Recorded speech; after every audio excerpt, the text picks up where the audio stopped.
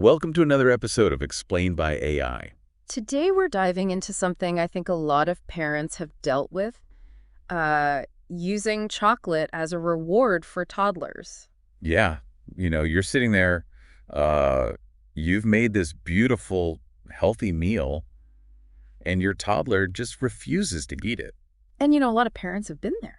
Oh, I've been there for sure. Yeah, and then you're thinking like, okay, maybe just a little piece of chocolate will convince them. It's tempting, right? Oh, for sure. But we wanted to kind of look at that more in depth and see, what are the real implications of doing that. Yeah, because it does feel a little bit like a slippery slope.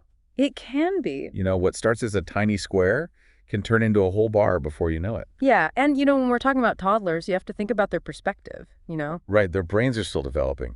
Exactly. They don't have that long-term understanding of, health and nutrition. They want what tastes good now. Absolutely. And chocolate hits all the right buttons for them. It triggers a rush of dopamine. Oh, so there's like a feel-good chemical for them. It's a powerful motivator. So we're tapping into that natural reward system. Exactly. And that's where positive reinforcement comes in. You're associating the desired behavior, like eating their vegetables, with a positive experience, like getting the chocolate. So it makes them more likely to repeat that behavior. It can. So it's like training a puppy with treats. In a way, yes. But we do have to look at the flip side, too. Right, because there are downsides to this, aren't there? There can be. One is, you don't want to create a dependence on rewards. Right. What happens when you run out of chocolate? Exactly. Or you decide you don't want to give it anymore.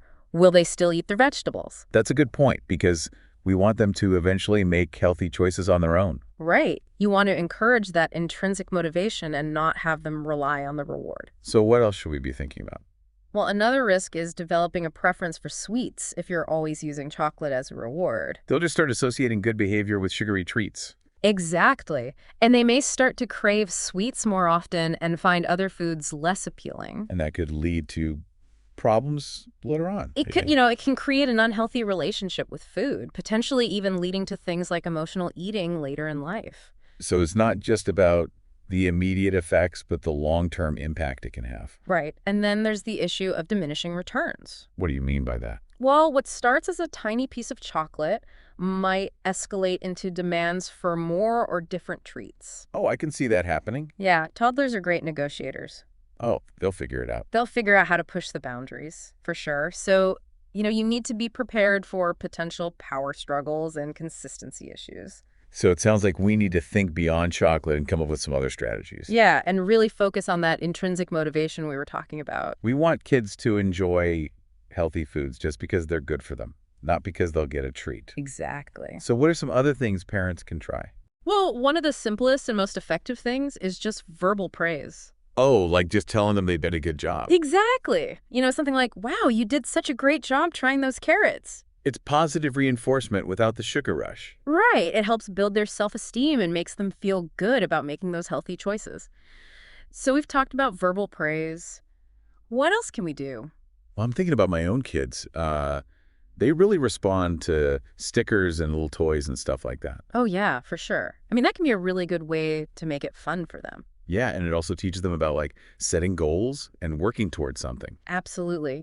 That delayed gratification. Which is hard when you're a toddler. It is. It's a tough concept to grasp. But it's such an important skill to learn. Yeah, for sure. And you can even use it to encourage healthy eating, like with a sticker chart. Oh, that's a good idea. Like they get a sticker for every new vegetable they try or something. Exactly. And then maybe after they collect a certain number of stickers, they get a small toy or a special privilege. So it's like a game for them. Yeah, and they get to see their progress visually. Makes it more tangible. And they get to experience that sense of achievement when they reach their goal.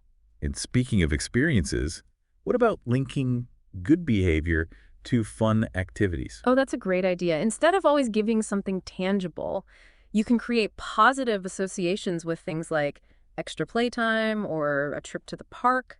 Yeah, so it's not just about the reward itself, but the experience that comes with it. Exactly, making memories together. It's funny you mentioned that because we actually started doing something similar with my kids. We call it Veggie Adventure Night. Oh, tell me more about that. So we pick a new vegetable each week, and we all try it together, and then we do a fun activity related to it. I love that that's such a creative way to make it exciting for them. And it's been really cool to see how their attitudes have changed. Like they used to be so picky. but now they're actually excited about trying new vegetables. That's awesome. It sounds like you've really tapped into their intrinsic motivation. Yeah, and it's made mealtimes so much more enjoyable for everyone. It's funny. We've been talking about all these different strategies, but we can't forget about one of the most important things: What's that? leading by example. Oh, yeah, that's huge. Kids are always watching us. They pick up on our habits. They do. So if we're constantly snacking on junk food and then telling them to eat their broccoli, it sends mixed messages.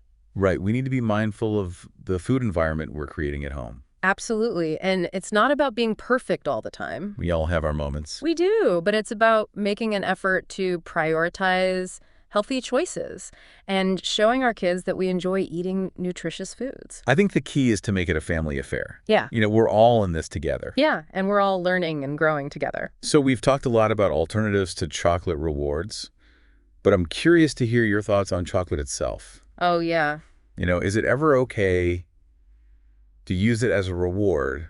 And if so, how can we do it in a way that minimizes the potential downsides? I think it definitely can be okay, in moderation. Like an occasional treat. Yeah, exactly. It's all Yeah. about balance. You don't want it to become an expectation or a crutch.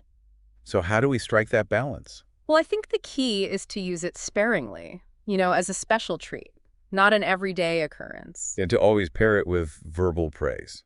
Right. You're reinforcing both the behavior and the positive feeling associated with it. It's like a double whammy of positive reinforcement. And then the goal is to gradually transition away from using it as a reward as your child gets older and starts to understand the importance of healthy eating for their own well-being. So it's like a stepping stone. Exactly. You're helping them develop a healthy relationship with food, and eventually they won't need the chocolate to make those choices. This has been so helpful.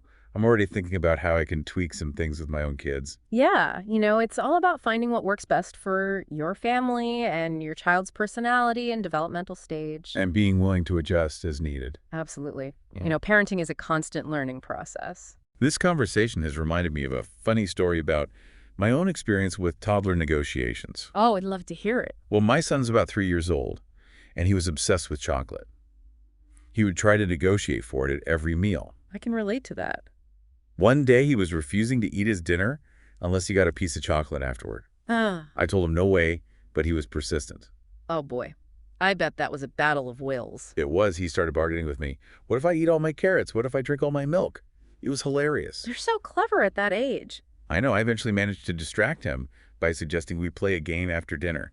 He completely forgot about the chocolate and happily finished his meal. That's a great example of how distraction and redirection can be really powerful tools. It's all about finding creative ways to navigate those tricky moments.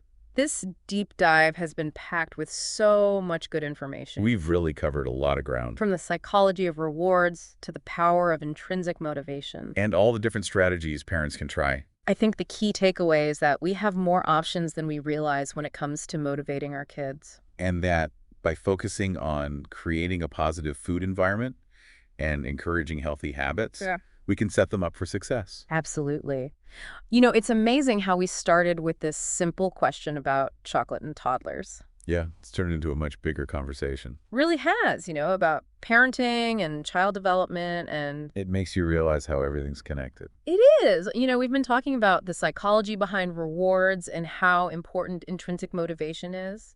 And we've touched on non-food rewards. Yeah. And leading by example. And hopefully this has given parents some things to think about when they're trying to figure out how to handle these situations. It's like a roadmap, Yeah, kind of gives them some direction. And I think the important thing is that it's not about being perfect.